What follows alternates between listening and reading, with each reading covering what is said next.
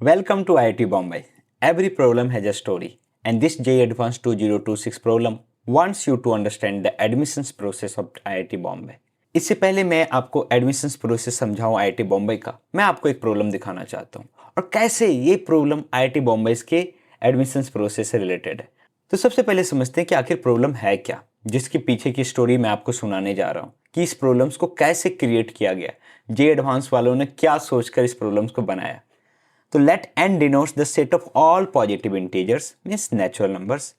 Consider the set A 1 2 3 4 5, B 1 2 3 4 5 6 7. Let S be the set of all functions f from A to B such that f2 is not related to 2, f4 is not related to 4.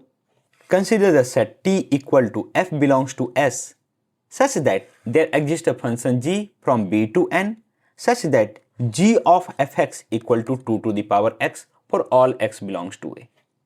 तो ये आपके पास ऐसा problem था जिसमें आपसे पूछा जा रहा था कि ऐसे कितने एलिमेंट्स हैं टी में हमारे पास, और कार्डिनलिटी ऑफ टी आपसे पूछी जा रही थी।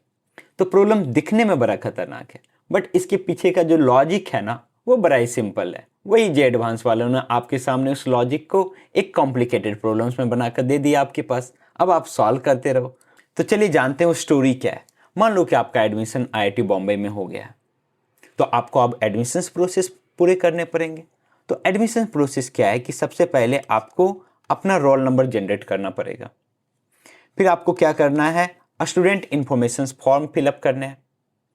उसके बाद IIT बॉम्बे क्या करेगा, उसका जो एडमिनिस्ट्रेशन है वो स्टूडेंट इंफॉर्मेशन फॉर्म को आपके रोल नंबर के साथ मैप कर देगा, जिससे आपका पूरा का पूरा बायोडाटा उनके पास आ गया।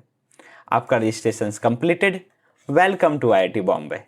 तो मैं सारे स्टूडेंट को तो बुला नहीं सकता हूँ, तो मैंने 5 स्टूडेंट्स को सेलेक्ट किया, S1 S2 S3 S4 S5, जिनका एडमिशन्स IIT बॉम्बे में किसी पर्टिकुलर ब्रांच में हुआ है। तो अब इनको क्या करना पड़ेगा, सबसे पहले इनको अपना रोल नंबर्स जनरेट करना पड़ेगा। सिंस अब आपको एडमिशन्स प्रोसेस जल्दी से पूरा करना है, तो यहाँ पे हमारे पास वो सारे students S1 S2 S3 S4 S5 और एडमिशन्स प्रोसेस की पहली कड़ी में आपको क्या करना है, रोल नंबर्स जनरेट करना है। तो सभी ने क्या किया, अपने यूनिक रोल नंबर्स जनरेट कर लिए। तो वो यूनिक रोल नंबर्स क्या था हमारे पास कि ये इसको R2 इसको असाइंड हुआ, S1 को, S2 को मान लेते हैं R4 असाइंड हुआ, S3 को R8 असाइंड हुआ, S4 को 16 R16 असाइंड हुआ हमारे पास, और S5 को R32 असाइंड हुआ। सिंस IIT बॉम्बे है तो सभी ने क्या किया, स्टूडेंट्स जो S1 था उसको 2 to the power 1 दे दिया, S2 है उसको 2 to the power 2 दे दिया, S3 है उसको 2 to the power 3 दे दिया, S4 को 2 to the power 4 and S5 को 2 to the power 5। सभी को अपना यूनिक रोल नंबर्स मिल गया। अब क्या होगा, अब सभी जाएंगे अपना अपना फॉर्म फिलअप करने के लिए। सभी आ गए स्टूडेंट इंफॉर्मेशन फॉर्म फिलअप करने, क्योंकि सभी ने अपना रोल नंबर जनरेट कर लिया। अब सभी क्या करेंगे, फॉर्म फिलअप करेंगे। तो यहाँ पे टोटल 7 फॉर्म्स हैं उनके सामने। तो ऑब्वियसली हर किसी को एक यूनिक फॉर्म फिलअप करना है, हर किसी को यूनिक फॉर्म फिलअप करना है। लेकिन अब चॉइस है, ये S1 स्टूडेंट क्या कर सकता है, इस 7 में से कोई भी एक फॉर्म फिलअप कर सकता है। अब S1 ने जिस फॉर्म को फिलअप कर दिया उसको और कोई फिलअप नहीं कर सकता है। सिमिलरली हमारे पास S2 जो है वो भी कोई भी फॉर्म फिलअप कर सकता है, S3 भी कोई भी फॉर्म फिलअप कर सकता है। उसके ऊपर थोड़ी रेस्ट्रिक्शंस है कि आप हमारे पास इसी पर्टिकुलर नंबर्स के फॉर्म फिलअप करो, कोई भी फॉर्म फिलअप कर सकता है। वहाँ पे अपना रोल नंबर्स लिखेगा, IIT एडमिनिस्ट्रेशन क्या करेगा, उस पर्टिकुलर रोल नंबर्स को उसके जो स्टूडेंट का इंफॉर्मेशन है मैप कर देगा। तो अब सभी बढ़ चले अपने अपने फॉर्म्स पिकअप करने के लिए। तो सभी ने अपना अपना फॉर्म्स पिकअप कर लिया, जिसका जो मन हुआ उसने पिकअप कर लिया। फॉर एग्जांपल ये S1 है, ये S3 है, ये S2 है, ये S4 है, ये S5 है, सभी ने फॉर्म फिल। लेकिन उससे पहले कुछ रूल्स थे, कुछ स्पेसिफिक फॉर्म्स जो थे वो स्पेसिफिक कैटेगरी के लिए थे। तो वहाँ पे क्या था कि S2 जो है वो F2 फॉर्म फिलअप नहीं कर सकता है, और S4 जो है वो F4 फॉर्म फिलअप नहीं कर सकता। ये हमारे पास कुछ रेस्ट्रिक्शंस है हमारे पास। क्या आप प्रॉब्लम्स को इससे रिलेट कर पा रहे हो? थोड़ी देर में कर लोगे आप। अब हमारे पास क्या है कि ऑब्वियसली कोई भी 2 स्टूडेंट्स सेम फॉर्म तो फिलअप नहीं कर सकता है। फॉर एग्जाम्पल S2 और S4 क्या सेम फॉर्म फिलअप कर सकते हैं? नहीं। मान लेते हैं कि वो कर भी देते हैं, तो क्या समस्या क्रिएट होगी? तो समस्या ये क्रिएट होगी कि IIT बॉम्बे का जो एडमिनिस्ट्रेशन सिस्टम है वो उसका दिमाग चकरा जाएगा। वो बोलेगा भाई कि सिंस S2 और S4 ने सेम फॉर्म फिलअप किया है हमारे पास F3, तो अब इस फॉर्म F3 को हम किससे मैप करें, R4 से या R16 से? तो बोलेगा नहीं, कोई भी 2 पर्सन्स सेम फॉर्म फिलअप नहीं करेंगे, सभी अलग अलग यूनिक फॉर्म फिलअप करेंगे। तो ये डिसाइड हो गया, क्योंकि कोई भी 2 बंदा सेम फॉर्म तो फिलअप नहीं कर सकता है। अब आते हैं IIT बॉम्बे इसका एडमिनिस्ट्रेशन सिस्टम क्या करेगा। सपोज मान लेते हैं कि ये हमारे पास S4 स्टूडेंट है, इसने F3 फॉर्म फिलअप किया, अपना इंफॉर्मेशन फॉर्म फिलअप किया। अब क्या करेगा, उसको एडमिनिस्ट्रेशन क्या करेगा, किसके साथ लॉक कर देगा, S4 को किसके साथ मैप कर देगा, R16 के साथ। क्या IIT बॉम्बे के पास एडमिनिस्ट्रेशन के पास कोई चॉइस है? कोई चॉइस नहीं। S4 जो भी फॉर्म फिलअप करके देगा, चाहे वो फॉर्म क्या हमारे पास, लेट सपोज कि ये फॉर्म क्या था हमारे पास, F6 था, तो उसको भी किसी से मैप करेगा, R16 से मैप करेगा। ये था IIT बॉम्बे का एडमिशन प्रोसेस। अब आती है स्टूडेंट की बारी। स्टूडेंट्स में क्यूरियोसिटी जगी, अरे भाई क्या मजेदार कॉम्प्लिकेटेड प्रोसेस था। तो उन्होंने सोचना स्टार्ट किया कि यार हम कितने तरीके से फॉर्म फिलअप कर सकते हैं। और यही पार्टिकुलर चीज IIT रुड़की ने जे एडवांस 2026 में एक फंक्शंस का कॉम्प्लिकेटेड प्रॉब्लम्स बनाकर आपके सामने दिया। तो वो प्रॉब्लम क्या था और उसको सॉल्व कैसे करेंगे, चलिए देखते हैं। तो अब प्रॉब्लम्स को समझो। अब आप जब प्रॉब्लम समझोगे ना, तो उस स्टोरी से रिलेट कर पाओगे। तो प्रॉब्लम क्या है, let n denotes the set of all positive integers. और एक सेट A है 1 2 3 4 5, जिसको हमने स्टूडेंट लिया है, ये हमारा स्टूडेंट है। और एक सेट B है 1 2 3 4 5 6 7, बताओ इसको हमने क्या लिया है, तो ये हमारे पास फॉर्म्स है। एक फंक्शन है FA2B, ये क्या है, फॉर्म फिलिंग का हमारे पास, फॉर्म फिलिंग। एक हमारे पास फंक्शन है क्या हमारे पास GB2N, ये हमारे पास क्या है, IIT बॉम्बे इसका एडमिनिस्ट्रेशन।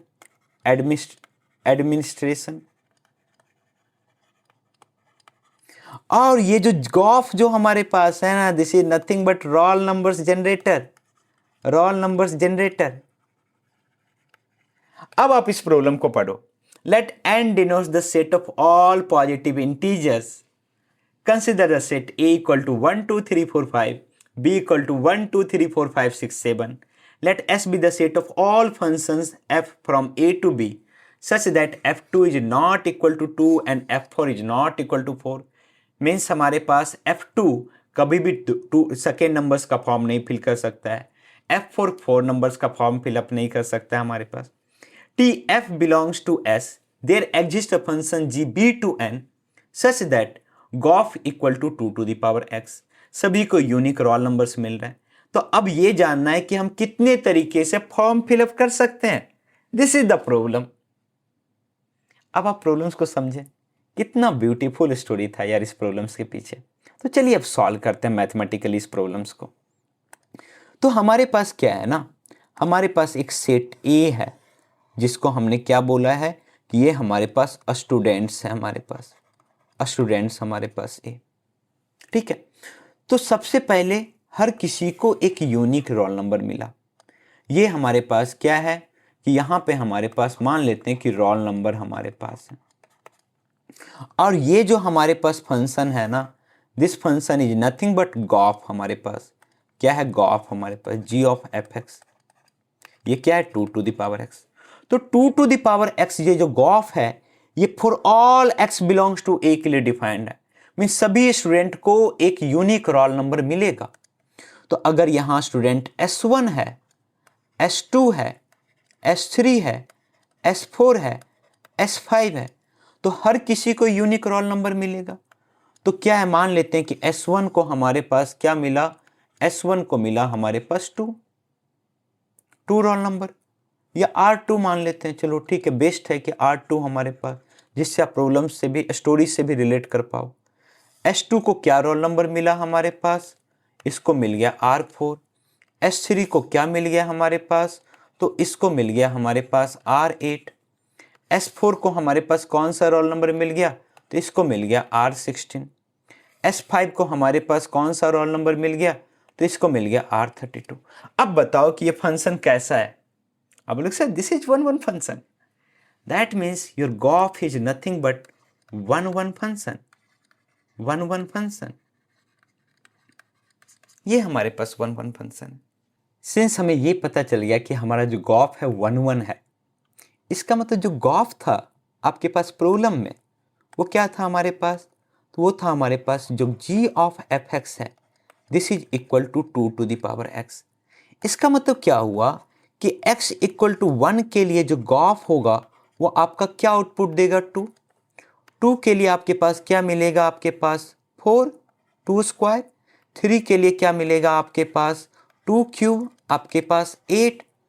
4 के लिए क्या मिलेगा, 2 to the power 4, that is 16। और 5 के लिए आपके पास क्या मिलेगा, 2 टू द पावर 5, 32। ठीक है, ये हमारे पास है। तो ये चीज़ें हमारे पास क्लियर हो गई कि गॉफ भाई जो है वो वन है। अब यहाँ से ना एक ब्यूटीफुल मैथमेटिकल थ्योरम्स को हम लॉजिक की तरह प्रूव करेंगे। तो इस लॉजिक को प्रूव करने से पहले हम थोड़ा सा अपने प्रॉब्लम्स में जो जो इंफॉर्मेशंस था उसके बारे में थोड़ा सा अपने स्टोरी से रिलेट करके लिखते हैं। तो हमारे पास एक सेट ए है, एक सेट ए हमारे पास है, सेट ए जो कि हमारे पास क्या, स्टूडेंट्स का सेट है।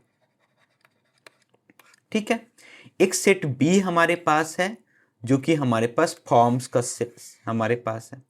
बी हमारे पास क्या, फॉर्म्स का हमारे पास है, फॉर्म्स हमारे पास। और एक हमारे पास क्या है, सेट ऑफ एन हमारे पास क्या है, set of all positive real numbers, this is set of n जो कि हमारे पास क्या है, set of all positive real numbers.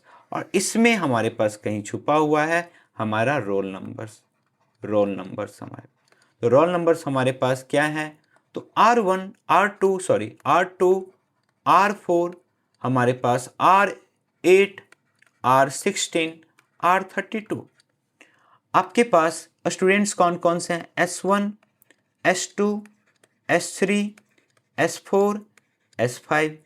और फॉर्म्स आपके पास क्या था, तो फॉर्म्स आपके पास था F1 F2 F3 F4 F5 आपके पास। अब सोचो कि रोल नंबर्स जनरेट हो चुका है हमारे पास, सभी को यूनिक रोल नंबर्स मिल चुके हैं हमारे पास।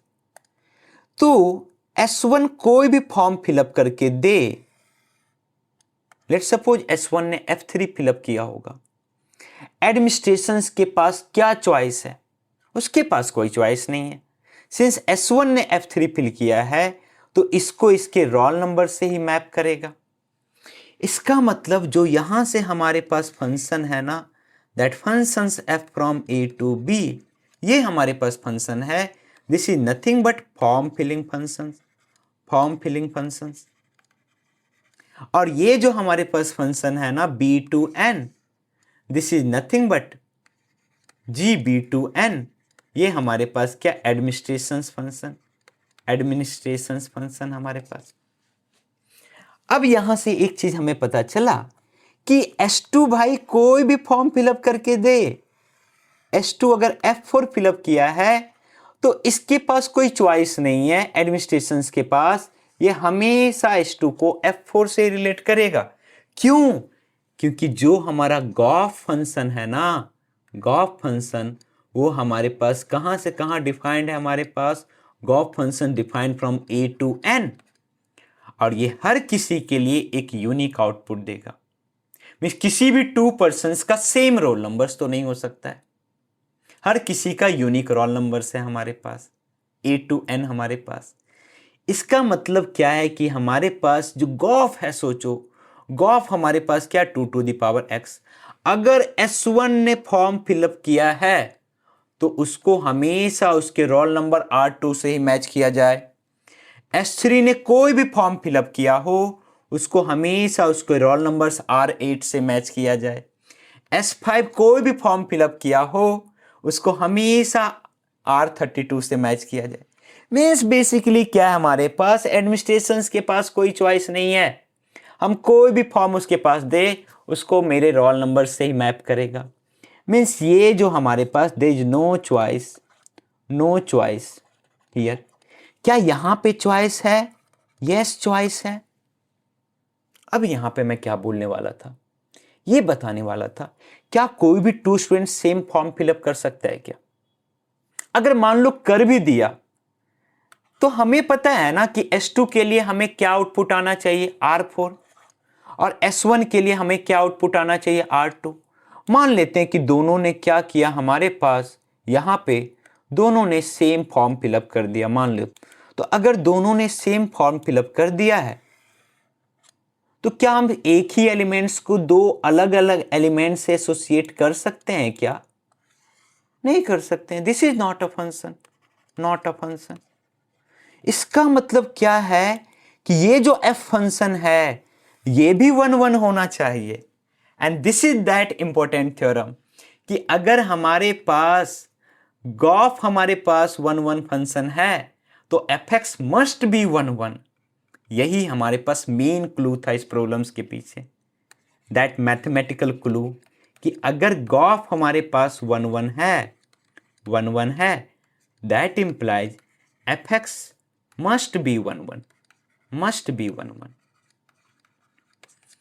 इसका मतलब सर कि हमें बस 1 1 फंक्शंस काउंट करने हैं फ्रॉम A to B, क्योंकि जितने 1 1 फंक्शंस होंगे इसके पास तो कोई चॉइस नहीं है, ये तो जस्ट उसको मैप कर देगा मेरे रोल नंबर से। That means we have to count number of 1 1 functions from A to B। लेकिन यहां पे क्लू आता है। क्या क्लू है? कि हमारे पास जो F2 है वो 2 फॉर्म्स फिलअप नहीं कर सकता है। मीन्स F2 है ना, वो हमारे पास सेकेंड नंबर्स का फॉर्म फिलअप नहीं कर सकता है। S4 है ना, उसका कभी भी आउटपुट F के अंदर F4 नहीं आ सकता है। तो बाद में देखेंगे रेस्ट्रिक्शंस हमारे पास। यहाँ पे बेसिकली हम क्या यूज करने वाले हैं, प्रिंसिपल्स ऑफ इंक्लूजन एक्सक्लूजन।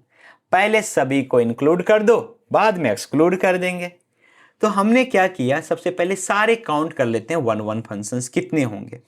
तो हमारे पास सिंस सेट A है उसमें 5 एलिमेंट्स है, 1 2 3 4 5। और सिंस एक सेट B है उसमें हमारे पास एलिमेंट्स है 1 2 3 4 5 6 7। तो सबसे पहले 1 1 फंक्शंस काउंट करते हैं A to B। तो हमारे पास 1 के पास कितने ऑप्शंस हैं? 1 के पास 7 ऑप्शंस है हमारे पास।